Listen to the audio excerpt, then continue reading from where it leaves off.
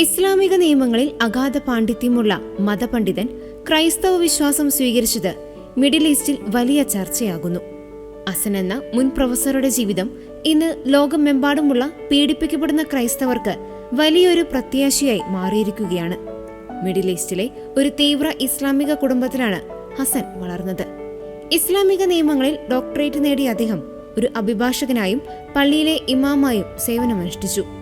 ക്രമേണ തന്റെ മേഖലയിലെ എല്ലാ മതപണ്ഡിതന്മാരെയും പരിശീലിപ്പിക്കുന്ന സർക്കാർ ഉദ്യോഗസ്ഥനായും ഒരു ഇസ്ലാമിക് യൂണിവേഴ്സിറ്റിയിലെ പ്രൊഫസറായും അദ്ദേഹം ഉയർന്നു.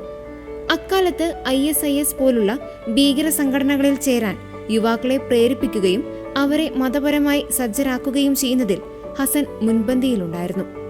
എന്നാൽ ചില സാഹചര്യങ്ങളിൽ താൻ പഠിക്കുന്ന മതഗ്രന്ഥങ്ങളെക്കുറിച്ച് ഹസന് ചില സംശയങ്ങൾ തോന്നി തുടങ്ങി. ഞാൻ ബൈബിളിലെ പഴയ നിയമവും പുതിയ നിയമവും വായിക്കാൻ തുടങ്ങി. ഇസ്ലാമിക അധ്യാപനങ്ങളെക്കാൾ മികച്ച കാര്യങ്ങൾ ബൈബിളിലുണ്ടെന്ന് എനിക്ക് ബോധ്യമായി. ഖുറാനിലെ പല ഭാഗങ്ങളും പരസ്പര വിരുദ്ധമാണെന്ന് ഞാൻ കണ്ടെത്തി എന്നെല്ലാമാണ് ഹസൻ തന്റെ മാറ്റത്തെക്കുറിച്ച് വിവരിക്കുന്നത്. ഹസന്റെ ചിന്താഗതിയിലെ മാറ്റം അധികൃതർ തിരിച്ചറിഞ്ഞു. ഇസ്ലാമിനെ ബഹുമാനിക്കുന്ന രീതിയെക്കുറിച്ച് പ്രസംഗിക്കാൻ സർവകലാശാല ആവശ്യപ്പെട്ടപ്പോൾ താൻ കണ്ടെത്തിയ സത്യങ്ങൾ മറച്ചുവെക്കാൻ അദ്ദേഹത്തിന് സാധിച്ചില്ല. ഇസ്ലാമിനെ അനുകൂലിച്ച് സംസാരിക്കാൻ വിസമ്മതിച്ചതോടെ അദ്ദേഹത്തെ തൽക്ഷണം ജോലിയിൽ നിന്ന് പുറത്താക്കി. പദവികളും പ്രശസ്തിയും ഒരു നിമിഷം കൊണ്ട് ഇല്ലാതായി. മനസ്സമാധാനത്തിനായി പല മതങ്ങൾ പഠിച്ച ഹസൻ ഒരു ദിവസം ഒരു ക്രൈസ്തവ സാറ്റലൈറ്റ് ചാനലിൽ ജീസസ് എന്ന സിനിമ കാണാനിടയായി. ക്രിസ്തുവിന്റെ കുരിശുമരണം കണ്ട അദ്ദേഹം വികാരധീനനായി പൊട്ടിക്കരഞ്ഞു. ദൈവമേ, നിന്നെ കണ്ടെത്താൻ ഞാൻ എന്തിനാണ് ഇത്രയും വർഷം പാഴാക്കിയത്? തെറ്റായ ദൈവത്തെ ആരാധിച്ചാണോ ഞാൻ എന്റെ ജീവിതം നശിപ്പിച്ചത് എന്ന ചോദ്യത്തോടെ അദ്ദേഹം പൊട്ടിക്കരഞ്ഞു. ആ നിമിഷം തനിക്ക് ചുറ്റും വിവരിക്കാനാവാത്ത ഒരു പ്രകാശവും സമാധാനവും അനുഭവപ്പെട്ടുവെന്ന് ഹസൻ സാക്ഷ്യപ്പെടുത്തുന്നു.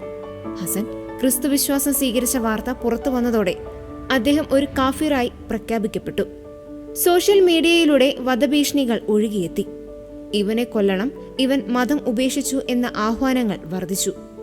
പോലീസിന് പക്കൽ നിന്ന് പോലും സംരക്ഷണം ലഭിക്കില്ലെന്ന് ഉറപ്പായതോടെ ഹസനും കുടുംബവും അർദ്ധരാത്രിയിൽ വീടുപേക്ഷിച്ച് മറ്റൊരു നഗരത്തിലേക്ക് പലായനം ചെയ്തു. ഇന്ന് ഹസൻ ഒരു സുരക്ഷിത കേന്ദ്രത്തിൽ കഴിയുന്നു. തന്റെ ഇസ്ലാമിക പാണ്ഡിത്യം ഉപയോഗിച്ച് മുസ്ലിം സഹോദരങ്ങൾക്ക് ക്രിസ്തുവിനെ പരിചയപ്പെടുത്തുന്ന ഒരു സുവിശേഷകനായി അദ്ദേഹം മാറി. ഹസൻ വഴി അദ്ദേഹത്തിന്റെ കുടുംബത്തിലെ 20ഓളം പേർ വിശ്വാസത്തിലേക്ക് കടന്നു വന്നു.